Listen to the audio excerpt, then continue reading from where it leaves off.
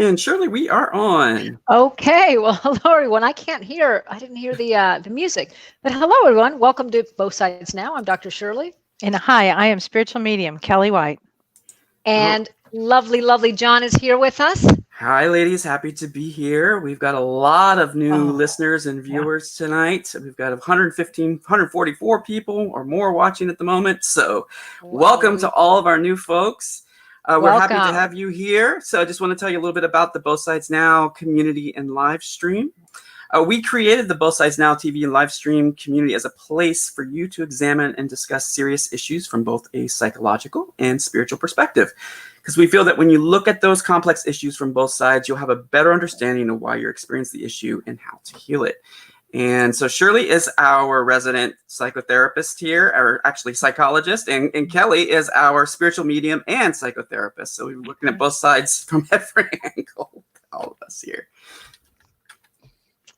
And tonight we are all experiencing the chaos and feeling, I think, like we're all in the twilight zone. So tonight is a very special show that, Kelly, you're going to tell us all about the planets and what's going on. And then we have wonderful James Van Praagh with us tonight. So he'll give us some messages along with you, Kelly, about the spirit world and what they're saying and what they're thinking and what it's like to be an empath during this time. Yes, it's intense now. So I'm going to start with what's going on astrologically.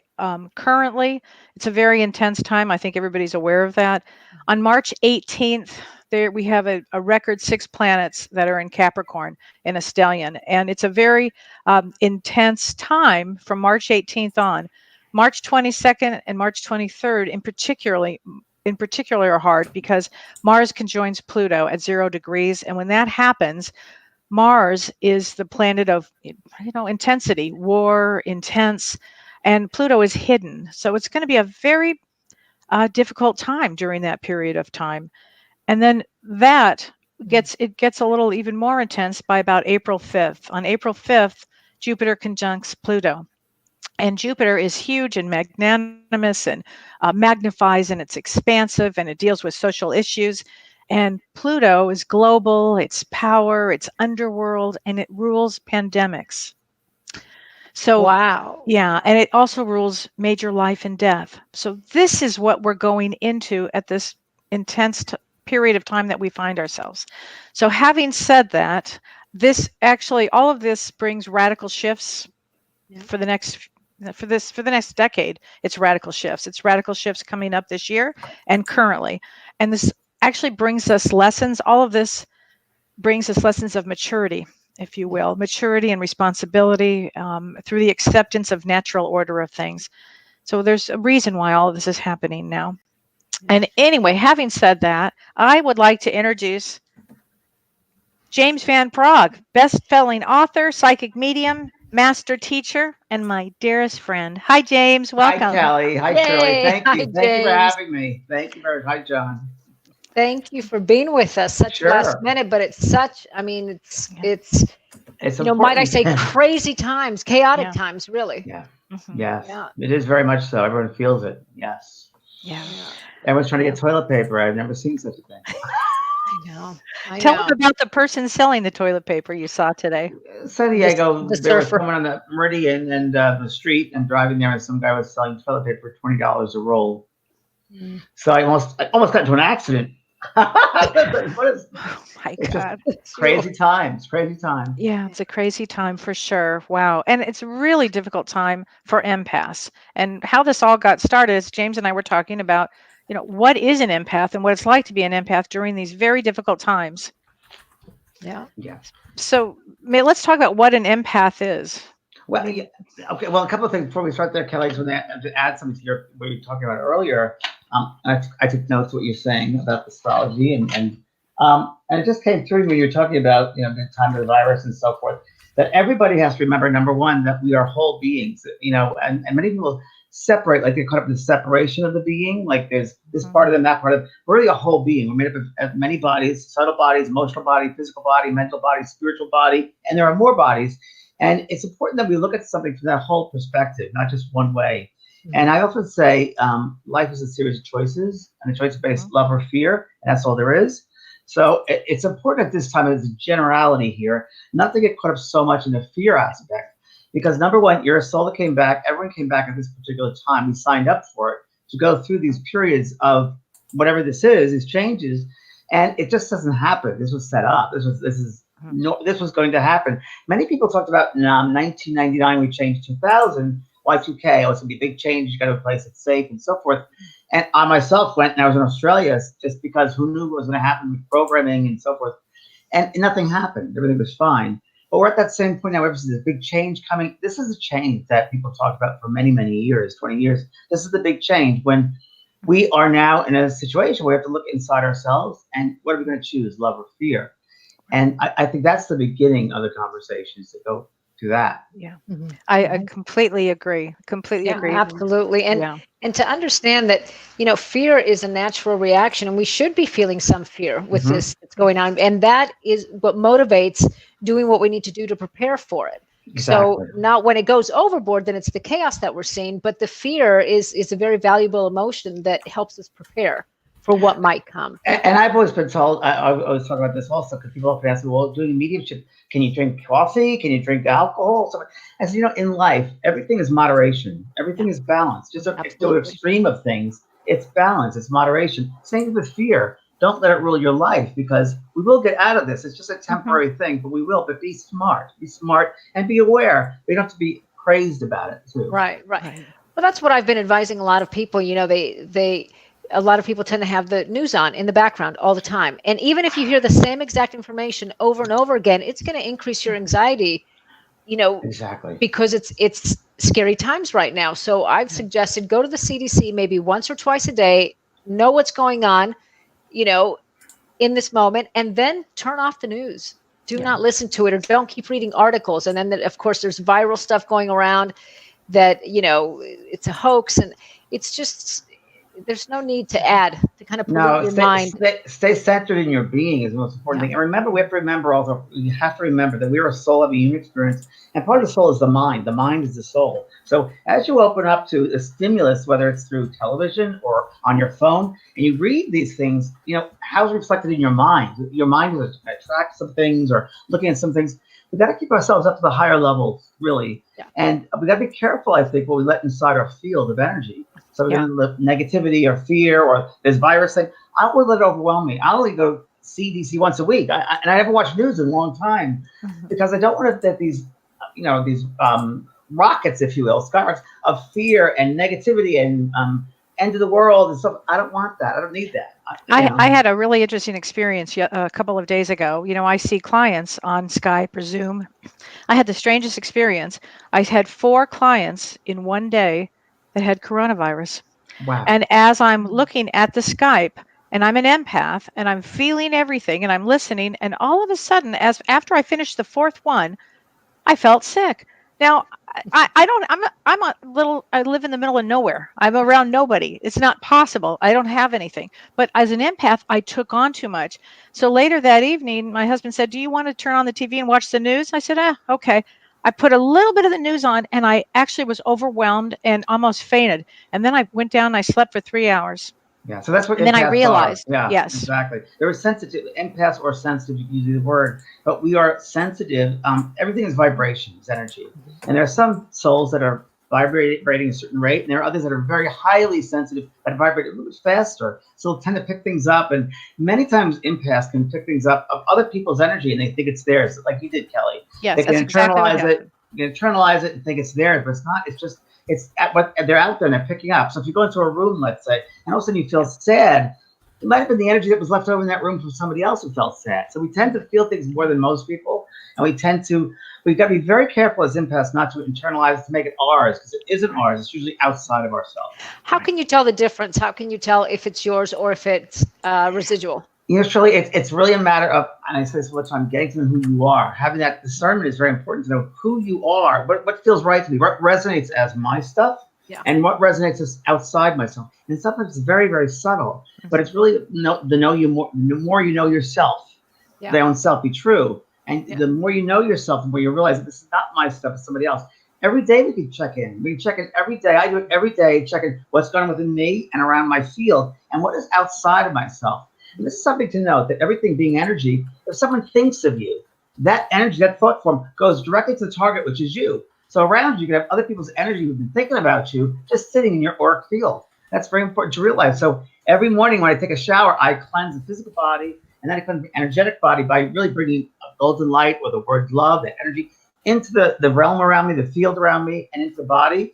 And I imagine that any foreign energies from my fingertips or my toes go down the drain, and I get myself centered in my being, and you'll know what that feels like. Yeah. And I just bring love to myself and say, may God go before me and show me the way. And the word God and the word love, same vibration frequency. So it's really setting up that space around you as far as love of yourself.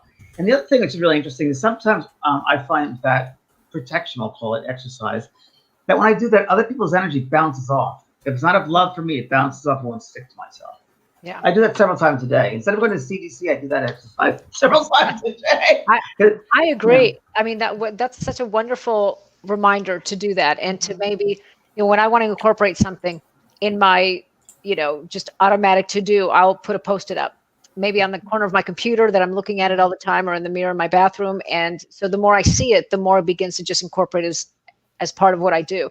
But yeah. I don't, I have a few friends that love the news and actually criticize me a little bit and saying, how can you not live informed? I don't listen to the news anymore, and I don't do that. There's some people that need it. So I think you need to satisfy the anxiety of not knowing. For some people, I'd rather not know, but certainly with what I do, I hear about it from my clients all day long and help them with their anxiety. So I do hear what the latest and greatest is. But yeah, I'm like you, James. I just don't want to know. And you know what? I think ignorant, but and also, which is a good idea too. I think if someone wants to watch the news, that's fine, but they have to balance it out with very positive things. So, yes, for instance, let's say they like to sing, they should sing, or they like to do gardening, or play with the dogs, do something at a positive level. So it balances out that negativity. Yeah. That's really important to remember that. Absolutely, yeah. Especially since a lot of us are going to be quarantined. So it's good to know that. We're in lockdown, right? We're at my house. Right. We're in lockdown. Yeah. Well, this is when, when social media actually, again, can either be helpful or a curse, because in lockdown, you can feel connected through social media, but don't get caught up in the negative stories or the conspiracy stories or anything like that, but actually maybe reach out to people that you haven't talked to in a while, that you have as Facebook friends. I mean, that I think would be a wonderful thing to do, to feel connected and not feel isolated, because isolation is the worst thing to do in general, especially in these times. Yeah. And Shirley, I'm sorry. I was just going to say, Shirley, what are some tips that people can do? Well, staying grounded is by far the most important, because everyone, even the most calm person, will feel some fear. And so noticing your feet on the ground, kind of looking around. If anxiety starts to increase, then look around and pick, say, 7 or 10 pink things, and just pick a color. And you look around and you kind of pick, different color things, and that will engage the thinking part of the brain. And so when your thinking part is engaged, your anxiety can't go through the roof, and so it'll keep you a little bit more balanced. Even if you still feel anxiety, it'll bring it down just a notch. So that's important. Grounding yourself in your 5 senses, noticing the sounds, noticing even the taste in your mouth, looking around, moving your neck muscles is the orient response. And so that will help you feel like you're really in the here and now. So doing that can be really helpful, even if you have to do it over and over again, because again, we are in anxious times, and so it's not going to last, for a long time, maybe, especially if you're highly anxious. But grounding is a tool, and staying connected, feeling connected with someone else. And what I'd like to add to that is take your shoes off and walk around barefoot. Yeah. It drains the energy out. Or you can also wash the dishes and feel cold water on your hands. Exactly. Yeah. Doing everything from a mindful place, really feeling the water. There's also an exercise that Dr. Levine teaches where you put one hand on one shoulder, the other hand, and it really feels comforting. I mean, it really feels like a hug, even though you're giving it to yourself, but that can feel very comforting. I want to say something too that you mentioned, Shirley, social media. And at this time, I think people go to social media. It can be a great thing, as we know.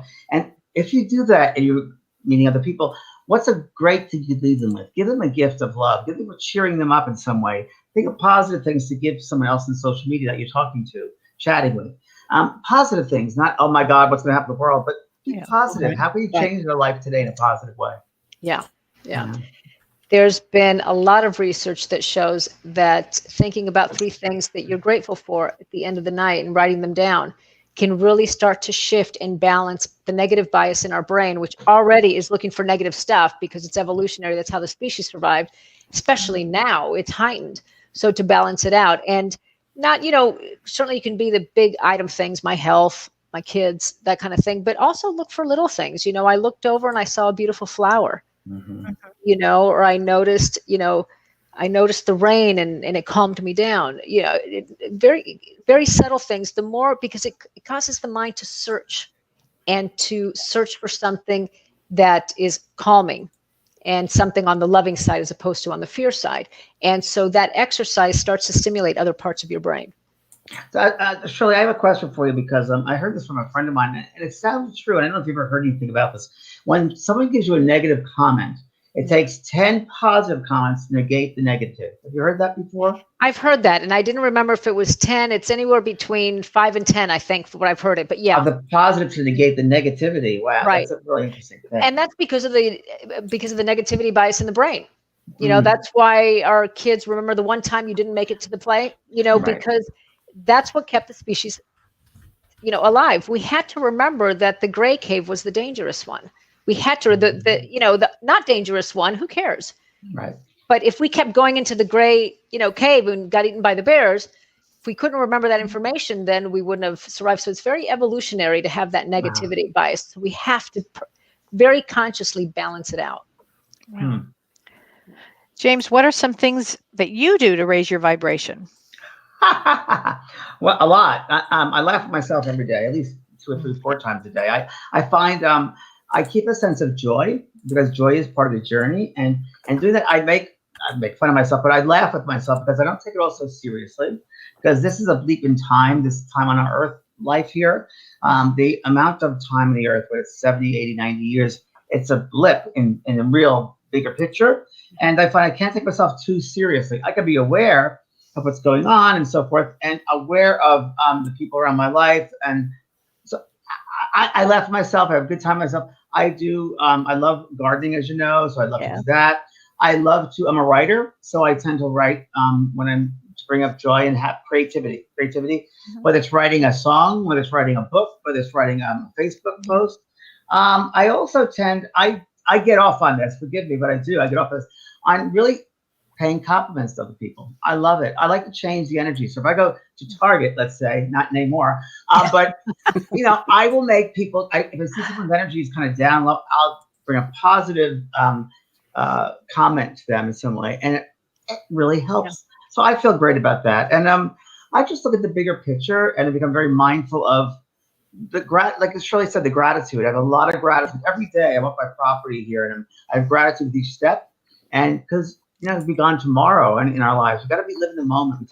We have to live in the moment. The past has already happened. The future's yet to be. So living this moment now is really important. So I try to live in the moment and enjoy each moment as possible. Yeah. What do you think about the veil right now? Where do you think the veil is? Very, very thin. Well, it's all around us, of course. Yeah. So it's the higher vibrational frequency. And at this time, many people ask what the spirit world know about what's going on. And yes, of course they do, because in their world, it's already happened. I do believe that, as I said earlier, that the big change, this is it. This is the big transformational change that we've come back for. And it is a transformational change. We need to use it as that change in a very positive, it's a great opportunity to show love, to demonstrate love, to love ourselves, to love one another, to give. Instead of like, oh God, I don't have enough, the fear of like, I don't have enough toilet paper. Right. What can you give to somebody else? Can you give them extra toilet paper, extra, hand sanitizer? I mean, help each other out. That's what it's going to be about. It's helping each other out. And that's the way it should be. Absolutely. I feel the same way. I feel like it's really our greatest opportunity to change our consciousness. Without a doubt, 100%. Our awareness. Yes. Anytime there's a problem or adversity in some way, or something going through a hard time, those are the greatest opportunities we have. Yeah. And they're opportunities to grow, to learn something new, to change, to help one another. And we come out on the other side, not that side, the side, feeling better about ourselves and each other in the world we're living in. So how can we make it positive? How can we make the negative positive? What can we do to make things positive? Don't forget to remember that. Yeah, absolutely. And keep a journal. I mean, I think this is a great time to keep a journal, to write down everything you're going through and what you're thinking about, what pushes your buttons, what are your priorities, what are your values, are they going to shift? Where were you 5 years ago? Where are you today? Keep a journal going, because that also the creativeness comes out there. You can write things down and think about your future. How does this change your ideas of the future? Maybe your own self and family's lives. Well, and be curious about what's coming up. I mean, this is an excellent time to work through anxiety, because it's triggering anxiety and fear. And so it's such a great opportunity it's already happening anyways, to be curious about that and work through it. Where are you noticing it in your body? You know, is it in your tummy? Is it in your chest? Is there an impulse to do something? So it's a wonderful time to work through it. So Tammy has a question for us. James, do you feel there's a connection with what's going on and the Easter season we are in? I have always noticed that animals and humans tend to leave during this time. Seems it's easier to ride out the vibration of love, transformation, and rebirth. Oh, that's interesting. Thanks, Tammy. Yeah, I definitely agree with Tammy. It's a renewal. It's a rebirth. Everything is cyclical in life. There's cycles, and this is definitely we're in a cycle. It's right, spring, of course. It's a newness, it's a rebirth for sure. Definitely goes hand in hand. It just doesn't happen. These things are planned, Yeah. on other levels. Yeah. Christine says it's true. I think this is an opportunity to show more love to each other, slowing us down to take a good look at what we are really here for.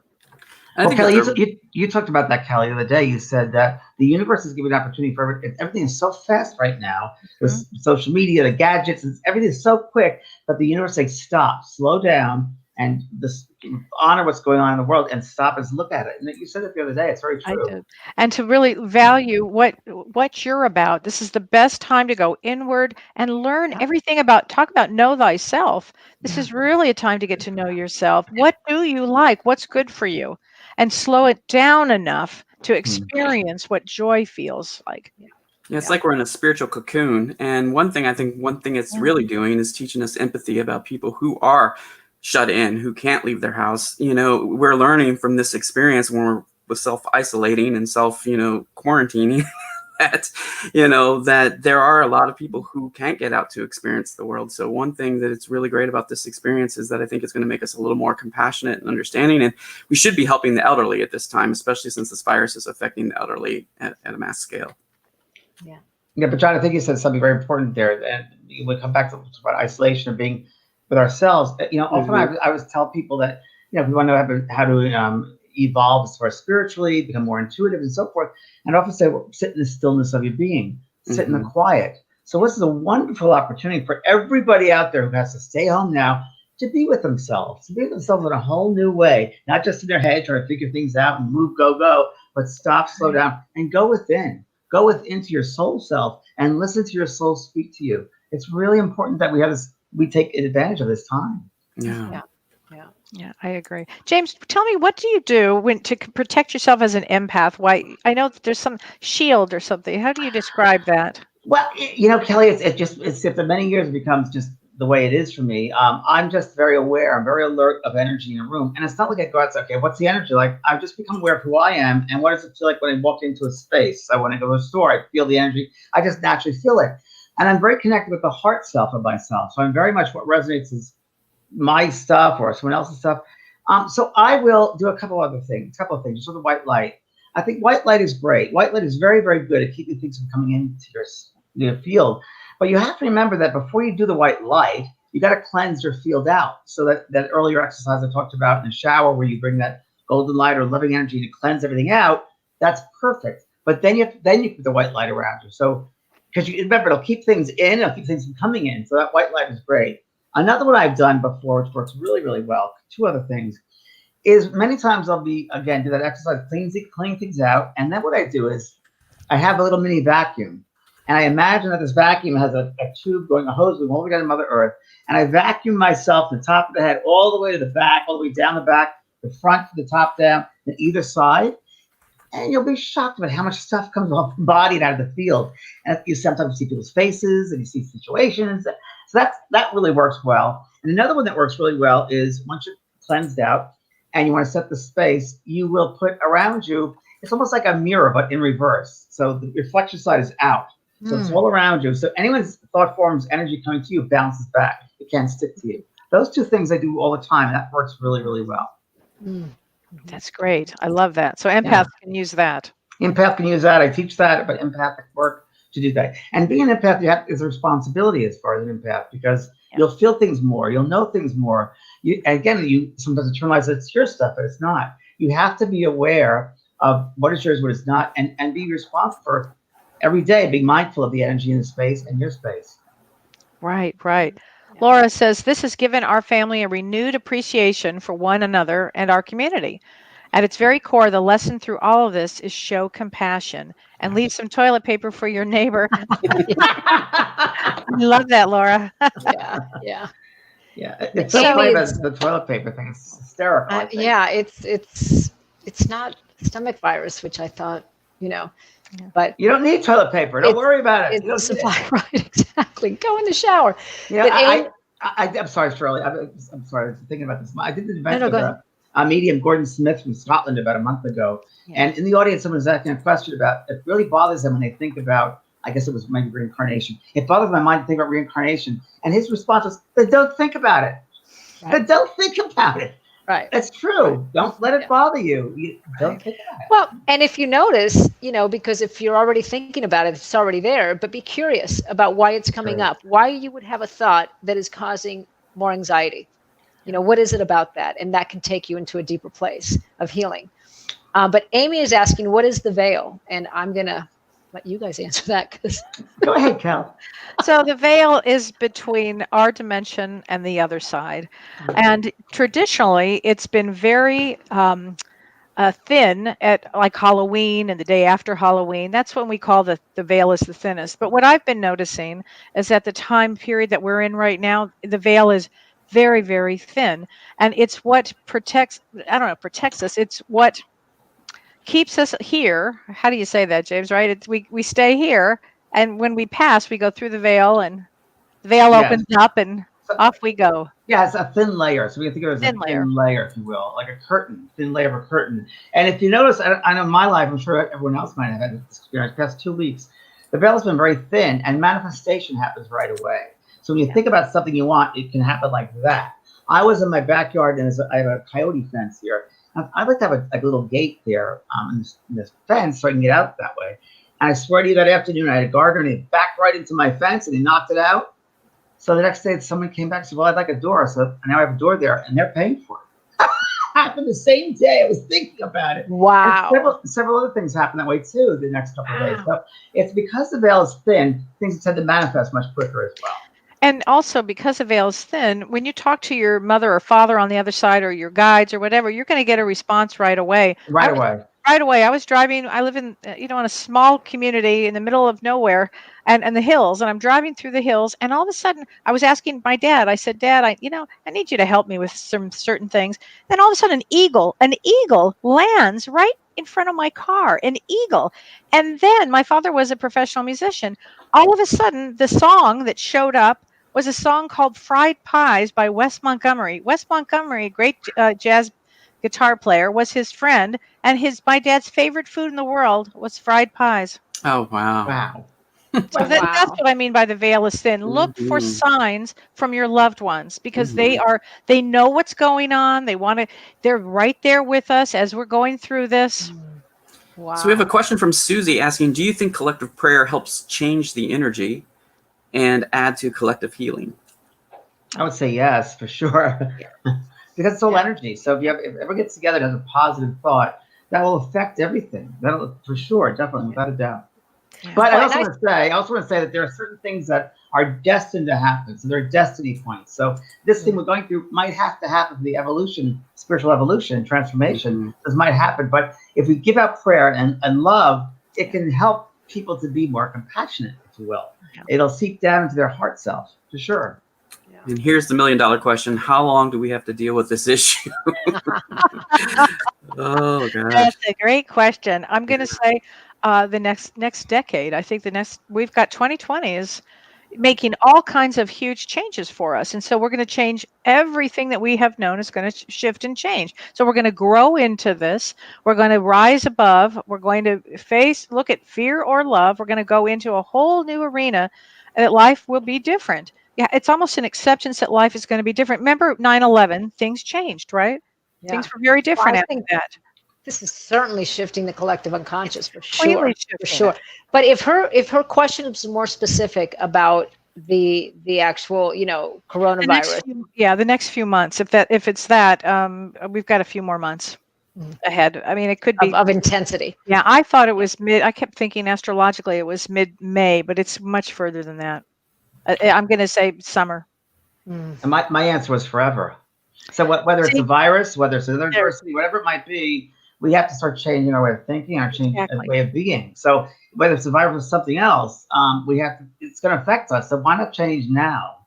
And your outlook should change. Your mindset should change. It's a great opportunity to change, bring up your vibration. Feel it more in your heart. I get a lot of people are thinking too much. It's in their heads, Bring it to your heart and feel. Let yourself feel things more. Yeah. So Louise says, I've seen so many angel numbers this last period of time, more than usual. Right on. And you will. You will. They're all around us. And we're not alone. We never do this journey alone. Ever, ever, ever. No matter what. They share the space that we're in all the time. So you're never alone in these sorts of things at all. And Barb is asking what I was going to ask you is how can you tell when the veil is thin and does it happen a lot, or what determines? You said Halloween, during Halloween, but and certainly, is it chaos that thins the veil, or is it I think it's thin right now because they are aware that we're making great changes, and they're here to help us. Oh, yeah. So it could be cyclical, definitely, without a doubt. And I think anytime there's some, it's very interesting. Anytime there's major events that happen on this Earth level, the spirit people are very, very close to us, and many times the veil is thin, like 9/11, as you said. There are times, and this is interesting too. It opens up to, my whoever it was committed suicide, or there was a car accident, someone died. Did they know about it? Yes, they were right there with it. They know about all those things. It just doesn't happen. There's no time in the spirit world, so they're more aware of things than we are, and they don't live in time. They're outside of time, so they're very much prepared for what's happening. I hear the spirit people say you got to prepare your minds. You got to prepare your mind and bring it to a positive level. There are no accidents. There's divine intervention. Yeah. So Shirley, Mary Pat asks, so she's so anxious lately. She's praying nonstop. Just feel like what's next? How do I stop the anxiety?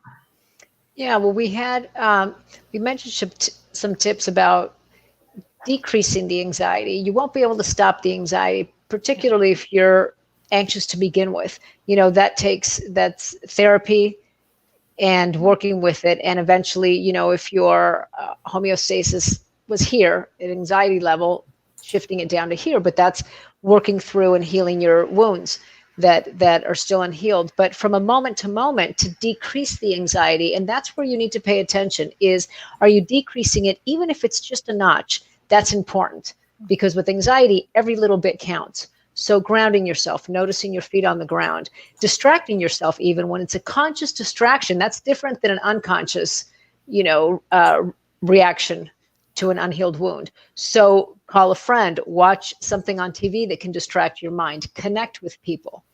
And also I want to mention right now, a lot of therapists are doing teletherapy. Yeah. So, there's another movement, hand gesture, where you put one hand on your heart, one hand on your tummy. And that can help, really noticing your hands, the warmth of your hands or the coolness of your hands, and spending a moment to really noticing how your hands feel in these different parts. The hug that we talked about, really staying with it for a moment and really noticing what that feels like. And you'll notice your body calm again, even if it's just a notch, but those little shifts are very important, especially when it comes to anxiety. And tapping the tapping solution, tapping the body, the tapping exercises are great as well. Yes, absolutely. And also, I was just to add to that, I was thinking, and think of something in a different way, get a different perspective of something. If you're anxious about one thing, try to look at it in a different way. How would I change up if I didn't have the anxiety? What would I need to do not to have the anxiety? What am I learning like that? Right. The curiosity, as you said earlier, I love that. The art of discovery. The curiosity is fabulous. So what am I learning about this? Let's find out something new about this. Right. Yeah. There's some people, who are already prone to anxiety, and so now this is lifting it to a higher degree. Yeah. But if you were to think about when was the last time I remember feeling calm, the answer may be never. And so what would calm feel like? And start to be curious about that. If I was calm, what might that feel like? And start to explore that, because if you grew up in a chaotic household and you haven't really felt calm, you don't have a tolerance for it. Your nervous system truly doesn't have a tolerance or a container for it. So every little bit counts to start to expand that tolerance. Wow. I find sometimes, Shirley, also, if I get anxious, or people told me this also, but they do, tend to go online and look at calming pictures or nice pictures of the beach or nice settings. And I think a lot of people like that too. They do it anyway, but you feel good. Do something that makes you feel good. I am so glad that you said that, because we use this in the somatic training. Go on YouTube, and there's the jellyfish, and there's a video, and the jellyfish are just doing this. And you watch that, and it's it's the heart. It's how the heart beats. And so your heart will start to regulate just watching. And it's such a peaceful image. Maybe, John, if you can find a link for that, and you can put it on our page. But it's so calming. And I can't remember. I think they have it on for an hour, and you're just watching it. And it's beautiful. So I'm so glad that you brought that up. Yeah, get a massage. I do that. That helps me with my anxiety. Yeah, I did that yesterday. Great. Yeah, I have to do that, because otherwise my body just pulls everything in. So yeah, it's really good. Yeah. People react differently too, right? People react very differently to things. Know that every technique is not going to work, and nothing works 100% of the time. So what worked, this morning may not work this afternoon. So just have a lot of different tools in your tool belt that you can use. When you talked about tapping, there's this one that we use with kids, is the butterfly hug, and you tap, and so it's stimulating the brain bilaterally, and that can help calm you down. But you need to focus on the tapping and notice it. And then again, notice if the anxiety has calmed just a little bit. Yeah. So we have a question from Sean Christian earlier. I guess he's watching from YouTube at the moment. I think this is a common trait with empaths, to be honest with you. But he's saying, hello, whenever most people meet me, they tell me about their in-depth personal lives. Is there something they see in me that makes them share so much? Kelly? Yeah, that's a real typical empath, Sean. Welcome to my world. I could be standing at the grocery line and doing nothing but minding my own business, and they have to tell me everything. It's the empath have a look, they have a knowing, that's really what it is. I mean, they just know, and people know that they can trust you. And it's almost like sometimes I find that we look around, we see a light blinking, and we tend to go that way. Well, on another level, they are aware of this light that the empath has. They feel like they can just tell them everything, and it's okay and safe, which it is. But that tends to happen. They have this awareness, whether it's a light or an energy that they sense, and they're able to tell things. Same thing, Kelly. If people come to me in the weirdest places and start, spilling their guts to me, I'm like, I just tried to get a plane ticket here. Wait a minute. But it happens with complete strangers. They don't know who I am. You start speaking. I'm like, okay. They have a story. So it's energetically. I think there's a calming. I mean, when I tune in, when I look at both of you, and including Carrie, you haven't met Carrie yet, James, but you'll love her. Yeah. She does family constellation therapy, and it's that there's a calming energy that I think comes from you that would help people feel safer. Third person in 2 days to say that to me. The third person to say that to me, and I understand that. Yeah, it's interesting. Yeah. So Gina asked, what is the function of the loneliness? Many of us live alone, and now we cannot even visit with others. That's a great opportunity to go inside and be true to yourself, find out who you are, have a relationship with yourself. And maybe it's a great time to do that, to be with yourself and find the great things about yourself that you didn't know before.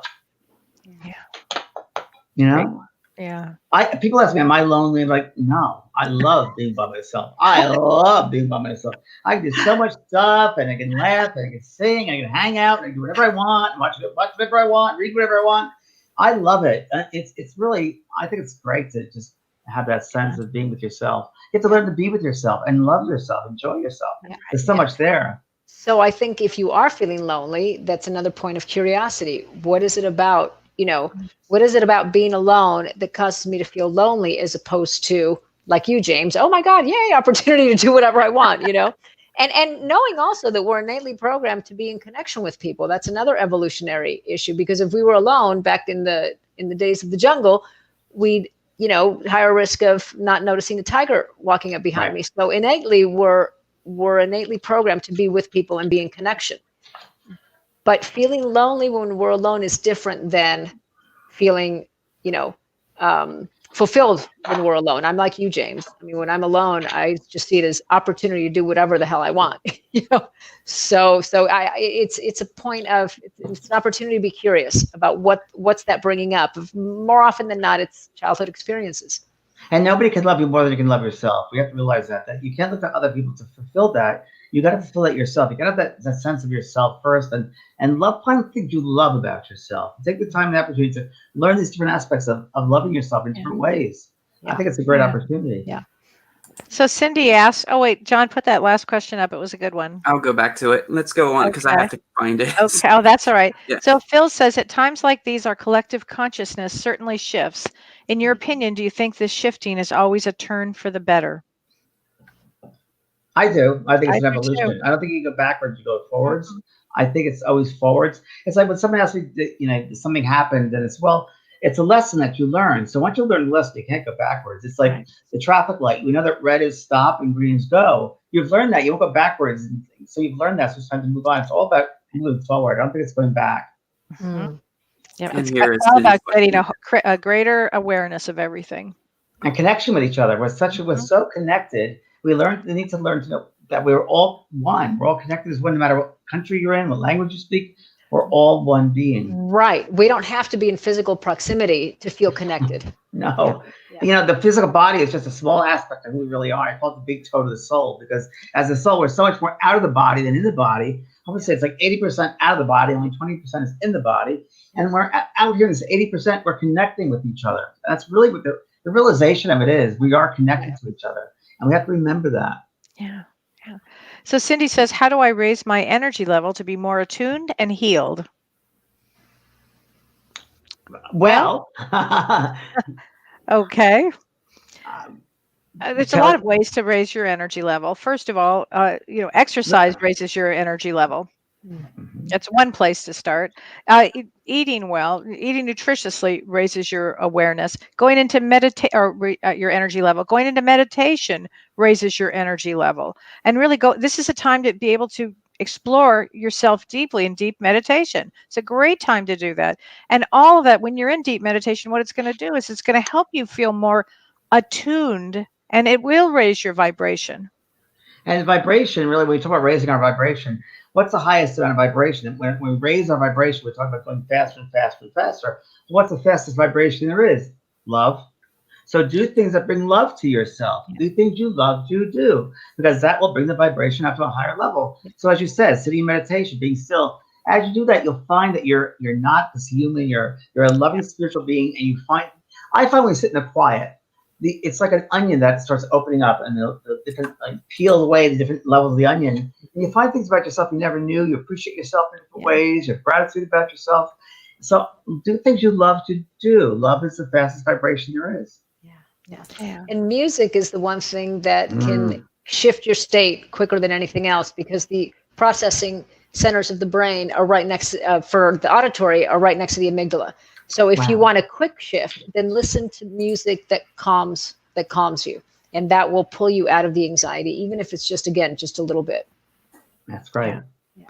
Yeah. Oh, and that's what Trish is saying. Music is my relaxation therapy. It helps so much. It does. It's one of the quickest ways to shift our mood. I do that in my workshops. I always play music and dance music for people. And they say to me at the end, that was the best part of your weekend workshop, with the dancing. Because it brings everybody up the vibration. When you start a workshop, James, it's really fun because you put on all the music and you come out dancing, and everybody's vibration goes, woo, that's straight up. Well, again, another wonderful thing, I'm so glad you brought it up, is from a somatic piece. You know, fear causes us to restrict, to restrict and to brace. And so movement, even doing this, can help reduce anxiety. And so dancing can help because you're in movement, you're in the flow. So make sure that if you notice that you're very anxious, you'll probably notice that you're sitting still. and that everything is pulled in. So movement can really help shift the mood as well. Yeah, I do my Michael Jackson when I'm anxious. I'll do a Michael Jackson. Some choreography and just I'll do my disco. I will survive. I will survive. Right. You have to have fun. Life is too short. Yeah. You're gonna have fun. Yeah. It's Oh true. my gosh. So music is such a wonderful sign from our loved ones and brings comfort. It's very true. Often, again, if you watch looking at your radio and you see a song, maybe your relative sent it to you. Yeah, you hear a song. It happens. It's quite common, actually.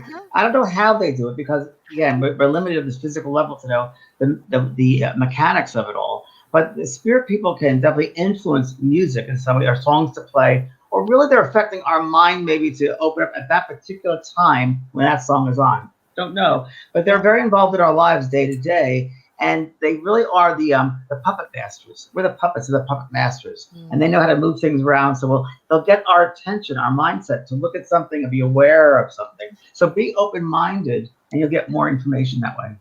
Yes, yes. That happens to you a lot, Kelly, right? Where your dad's song would just start playing in the radio. I've been on the phone with you when you're in the car, and it'll unbelievable. blare. Yeah. It just blares. I'm like, Dad, I've got work to do, for God's sakes. And it's not like his songs are that common. And so it's really, I mean, he's really working hard to get that. Yeah. To get that through. Yeah. Yeah. People only knew how hard they work on the other side to let us know they're around us. We'd have a greater appreciation because they do work hard to move energy, to make things occur, and to manifest things. We really have to be grateful for that because it's a lot of work on their end, a lot of energy on their end also. Yeah. I had somebody tell me the other day that my mother was there. She said, I know it was your mother because all of a sudden a book fell out of the library and fell on the floor and out popped her card. And I didn't even know your mother had a card. Wow. It's amazing. Amazing. Really. That is amazing. Well, Rochelle says something so sweet.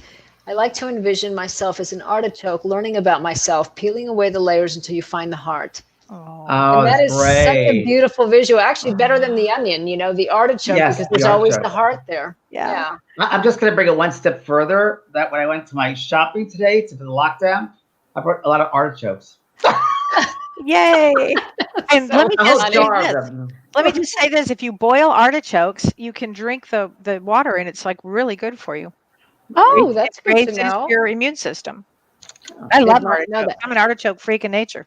And I know, I love artichokes too. They make this restaurant stuffed artichoke and it tastes exactly like my mother used to make it. And every time I go, I order it and they already know me there. And so one time as a joke, one of the waiter said, "Oh, by the way, we're out of artichokes." And I went, "Oh, what?" And he goes, "I'm just kidding." It was so funny. But actually, I went to go see Dr. Steitler today, who we had on last week, and he gave me the recipe for a hand sanitizer that I can actually still smell on my hands that is comprised of a whole bunch of different oils that you can mix in water. So, John, I'm going to send it to you because I took a picture of the recipe, so you can put it on our post, on our page. But the smell is so good, and it creates kind of a thick layer on your hand, and you still feel it on your hands, and I can still smell it. Yeah. Great. Yeah. So it'll be a nice different hand sanitizer than, since the stores are out again. And selling it for $100, I think, online. God, that's crazy. It's crazy. Brandy writes, "Yes, I just met James and Kelly in Chicago. Great seminar. That was a great seminar. Hi, Brandy.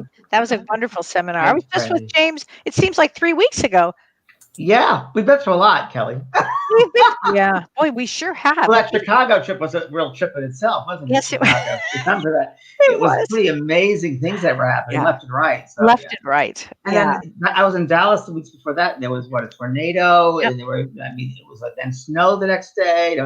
Things have been happening really strangely for the past. Really strange. So true. So Charlene, hi Charlene. She says meditation allows one to feel the energy and to learn the frequencies. And to feel the frequencies, yeah. Yes. Oh, Sheila, you're right. Essential oils do raise your vibration. That's very true. The smells can raise it. Yeah. So Laura says, my son's song came over a store radio, and I looked at the end of an aisle, and a local medium was there. I got an amazing reading. And wow, it's great, Laura. Beautiful. Wow. And I'm sure your son made that happen. He probably manipulated that to happen that way. So think about the factors that are involved: the song, the meeting there, where you were placed at that particular moment. It's a lot to get to there, that to happen, to manifest like that. And that's great. We can honor that. It's fantastic. And honor that. Pay attention to that. That is a real sign. And Amy says, a week ago, driving through Pennsylvania on a detour down back roads, I feel you, Amy. My late father's favorite song came on the radio, Country Roads, Take Me Home. He was there. Oh my Well, you God. bet. You bet. Country road, take me home. Yeah. Yeah. Yeah. I'm loving that. That Wow. reminds me, I was going to teaching at Apollo in Massachusetts last year, and I was with my friend Kat. She was driving, and in the middle of country roads, and it was all country, and we were on this dirt roads for a while, and we were like bumpy, and we both said, "Boy, they should have like some the road should be redone somehow." And we took the wrong turn about 2 minutes later down this other country road, and we had to stop because they were finishing up the surfacing the roads. So like, oh gosh, Oh, that is so funny. that happens, Wow. Oh my gosh. To have a thought and then have it and then it be manifests. there. Yeah. And when you said with the veil being thinner, like I said earlier, the manifestation will happen quicker. So everybody should notice that these next couple of months. I mean, that'll be a great thing to keep a journal, to just write in your journal things that all of a sudden you notice. I saw a cardinal. That might mean something. I saw the numbers 555. That might mean something. Start paying attention. You know, we planned for this on the other side before we incarnated. We are spiritual warriors. Let that warrior energy come out, to go inward, to learn who you are and what you're doing and why you're here at this exact time. We planned to be here during this time. True. You've always taught me, and now I remember it because now it's part of my thought process is, Kelly, is to, when you notice, even if it's a little ant that you notice on the floor, to look up the ant totem and see, you know, that there's a possible message there. And every time I do that for myself or for my clients, there's always a message in whatever they're working through, whether it's in a dream or you actually see it. I'll tell you, I was working with somebody the other day who had was going through a really difficult, I want to say, you know, marriage situation. And he said to me, "What does this mean?" It was great. He goes, he said what was that little thing? The little orange thing. It just, not a beetle, a little ladybug. A little ladybug just landed in front of me. What does that mean? So we looked it up. It means good luck in marriage. Wow. That was just the other day. So things like that. Look at every totem. I remember that my experience with Kelly, it was probably one of the, you know, in life, you go through these experiences. Like, I got to remember, this was one of the best experiences of my life. We were in my backyard, and we were just sitting at a table, my roommate and Kelly and myself, and we just happened to look up all at the same time, and there was a hawk flying by, and as we're all looking up, it opened its mouth, and a sparrow came out and flew the other direction. And Kelly said, "Totem, totem, totem, totem! Look, everybody!" Oh. And we were, and it was you, Ken, and me. We were just floored. Wow. And you said it's totem for a hawk is a male psychic. And Male said, psychic. changes are coming, and they did. Yeah. Wow. Major changes, boy. Major changes. changes. I mean, personal changes. It was giant. You know. Giant. Yeah. Yeah. Yeah, that Even, was. I think, even if it's an everyday thing, like today, I noticed a squirrel, actually two, as I was driving today, and they're common, but there's a reason why I didn't notice one yesterday when I was driving, but I noticed one today when I was driving. You know, Yeah. Robert says, "I've always wished I could feel energy, feel vibrations, feel the universe," and in big capital letters, how? Now, I have to say that because you guys feel it all the time, I have felt that oneness connection a handful of times in 5 meditations that I've done, and I'll never forget what it feels like. I mean, it was just such a feeling of connection and love that not only was around me, went through me, was in me, was outside of me. And, you know, I remember I didn't want to hurry and come back because it just felt so, I don't think that we have the right words to describe how beautiful it was, and how just otherworldly is what's coming to mind, how it was. And I've reached it, I'd say a handful of times, maybe a handful and a half of times in some of the meditations, but that is a way to do it, is to meditate. And, but how would you guys? Kelly? Just Well, I would say definitely, you know, going inward, and I'll tell you a good thing to do. do guided meditations. If you're just learning how to meditate. In fact, James, you have a bunch of guided I have a bunch meditations on my on my your school site. page. On your school Yeah. page. I mean, they're amazing. And a guided meditation gives your brain a place to go, and it can take you to the highest levels of for your spirit and your soul to advance. It's an amazing experience to do. I would definitely go to your site, James, because there you go. Thanks, John, for Oh yeah, putting that thanks, up. Brad. That's my school page, and I have free meditations there for people and all different types of courses. And for the person I asked that question, right? I find that because I'm such a down to earth person, Capricorn rising and Virgo sun, that a practical way. First, my response would be: do you feel life? Do you push things away? Are you able to feel? To shut down your emotions? Are you able to feel other people's emotions? That's number one. And so that's important. And Shirley, I'm sure you would think that as well. Being a therapist, of course, do you feel emotions, right? And then a way to feel the energy, I would say, number one, put a blindfold on. Put a blindfold on and try to walk around and feel what's around the room. That's a way. Or have someone come in the room. What do you feel when someone comes in the room? Tell them to come in a certain time, or just what do you feel when they walk into the room? That's another way. Another thing is to, when you're on the telephone with someone, close your eyes and feel when they're talking to you. What does that feel like? Another thing you could do is put your hands together, like a foot apart, and become aware of the space between your palms. And as you go closer in with the palms and go out, you'll feel a certain energy between those palms, and it'll be intense and clear. And then when you bring them apart, you'll feel it dissipate. Become aware of what that feels like. And you can go each chakra point and feel what that each chakra feels like. We'll do the same thing. Your third eye, your throat, your heart. And you can feel a subtle difference in each thing. That's the first step to become aware of what energy feels like. So open yourself to feeling things on those levels. Simple. Yeah. A lot of things are just so simple, but people want a big major thing to happen. No, it's very subtle many times. Yeah, very true. Gosh.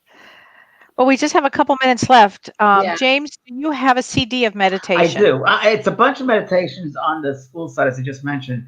That would be the way to find them. I don't have one. Well, I do. I think I have a couple of CD meditations. But the school page is the best way to find the free meditations that I do. And my voice changes when I do the meditation. I channel, and it brings a very deep space.